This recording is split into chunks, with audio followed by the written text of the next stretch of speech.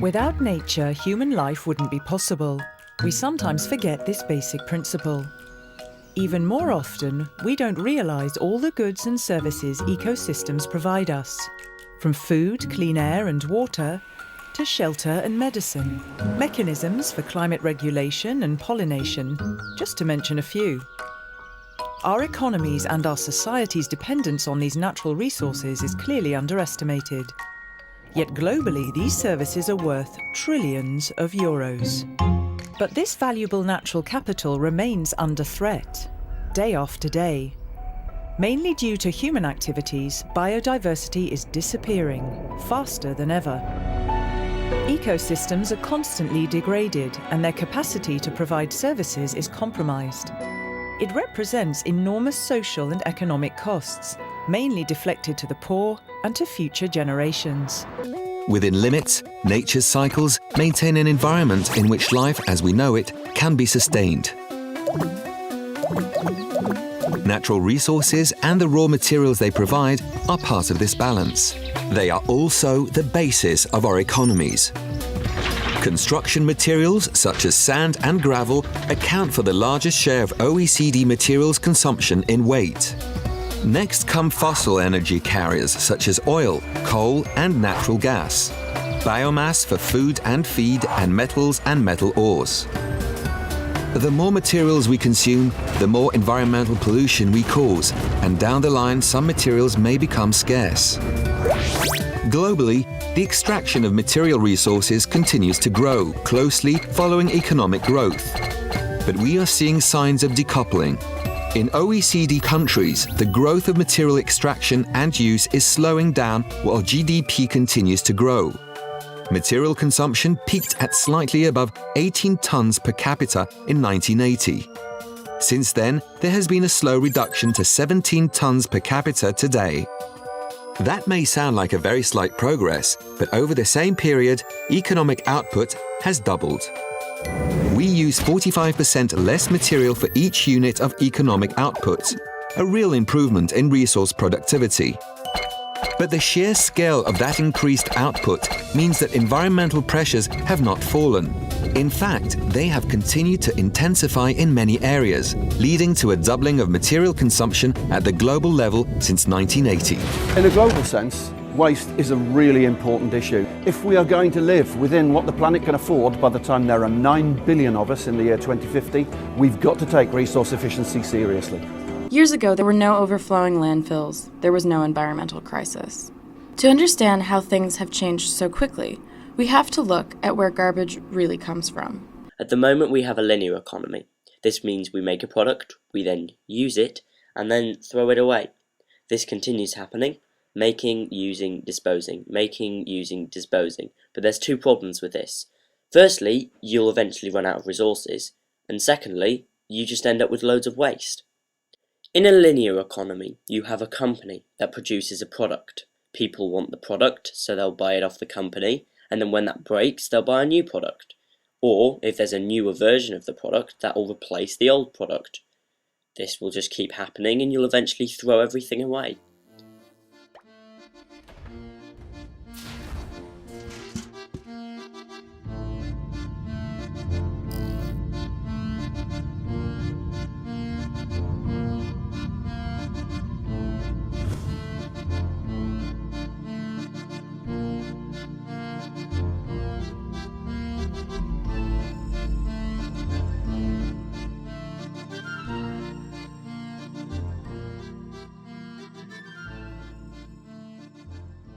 Consider the soda bottle.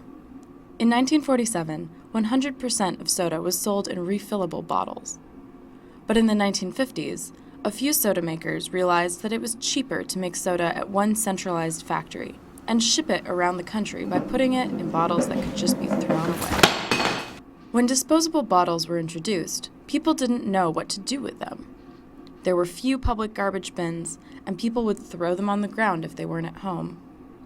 A major littering problem had arrived. Manufacturers didn't want to take the blame for this problem.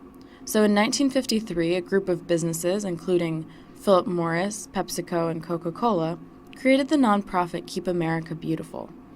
Their goal was to teach us that picking up trash was our personal responsibility, not theirs. By 1969, only 67% of soda was sold in refillable bottles. 1/3 of all bottles were designed to be thrown away. Soon landfills began taking up more and more space. By the 1980s, cities and municipalities began introducing recycling to divert materials from the waste stream. In many ways, recycling is a success. Recycling programs prevented 85.1 million tons of materials from being thrown away in 2010. But has it stopped us from filling up landfills? No, it's just slowed the process down. By 1998, 0.5% of soda was sold in refillable bottles. Even when we have good intentions, a recycled material may not be the best one. For example, plastic bottles made from PET are frequently melted down to create synthetic fibers. But PET wasn't designed to be recycled. Many experts warn that as the fibers age, they release toxins. It's about the idea that the elites trying to implant in your brain the idea that the way you deal with your waste at home is actually the central question for humanity in the 21st century, not only for your life, but for the planet Earth and even more. So you are responsible for separating the waste you produced. You terrible consumer, you're to blame for the whole misery. And of course it encourages a lot of very negative things. Talk about the bin police here in Britain. We've got all that. We've got lockable bins, we've got the bin police, we've got video cameras who's gonna watch exactly where you're gonna throw your green bottle in what kind of bin. So it encourages a very negative neighborhood atmosphere, spying out your neighbors. Distrust is part of that whole program.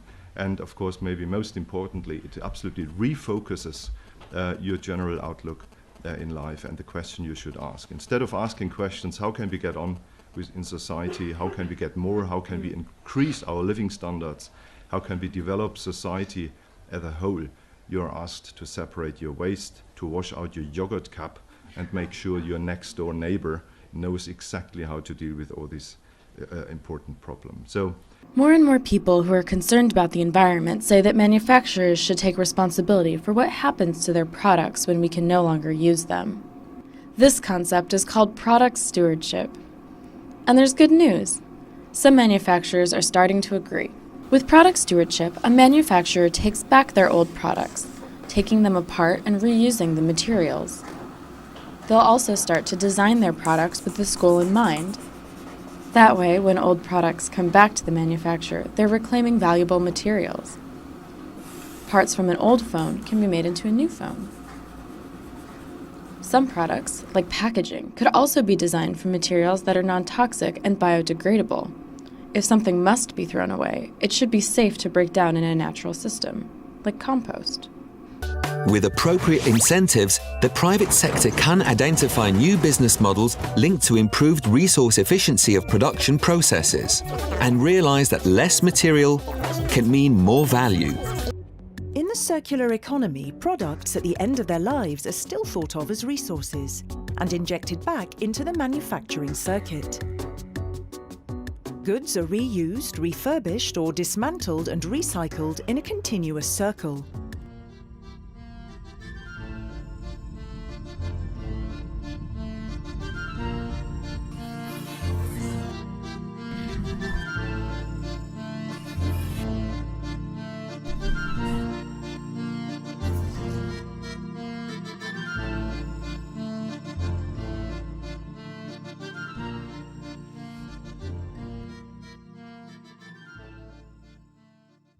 But how does this actually work?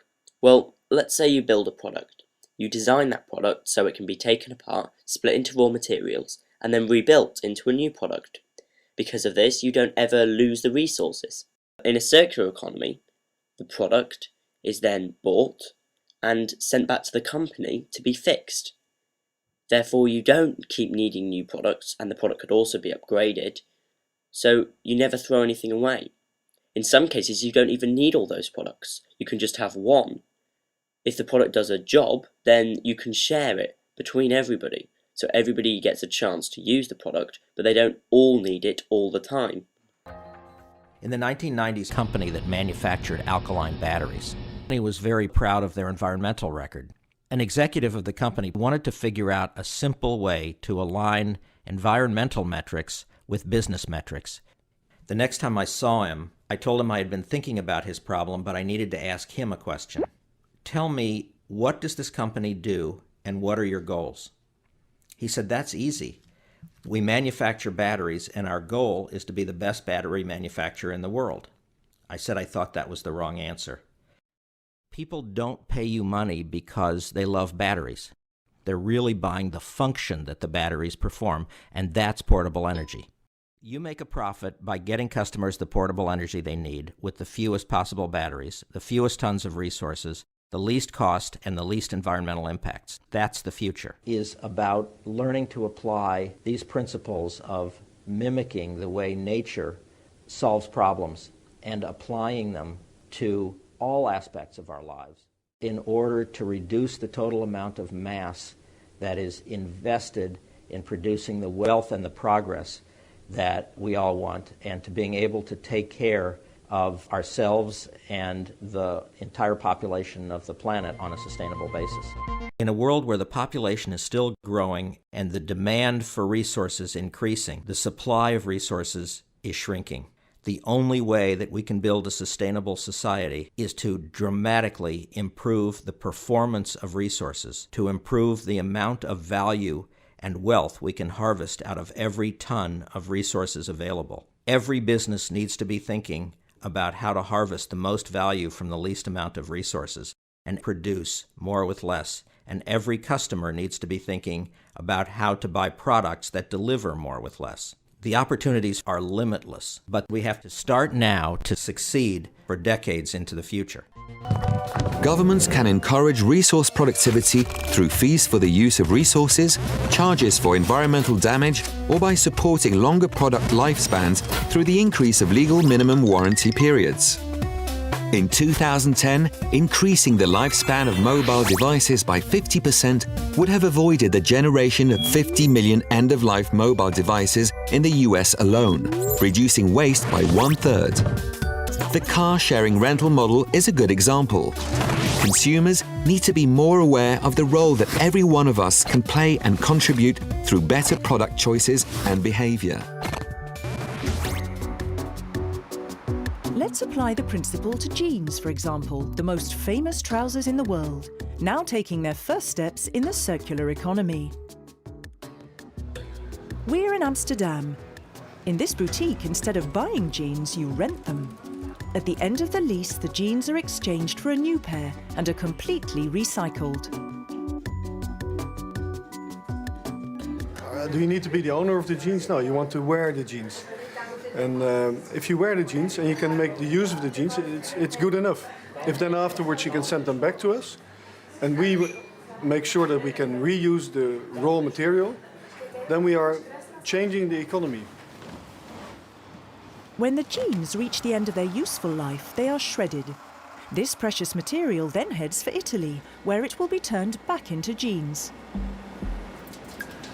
A skilled workforce and several centuries of experience are necessary for recycled cotton to be reintroduced into the classical industrial process as a raw material. A new cotton thread. So we can use a lot of yarn from the old denim, but we always have to mix it with new fresh cotton, bio-cotton, in order to make strong denim. So we can use all the old denim, but we have to mix it with new cotton. Once this is achieved, the recycled cotton can become jeans canvas once again, or denim. Elsewhere in Italy, in Prato, also near Florence, other workers excel in the weaving and making of jeans, ready to get back in the shop for a new cycle. It's the sort of thinking we need to see much more of in Europe. Moving to a more circular economy where we remanufacture, reuse and recycle wouldn't just save resources, it could also be a major boost to the EU economy. The ultimate objective is to rethink our perception of wealth in order to live well within the limits of the planet.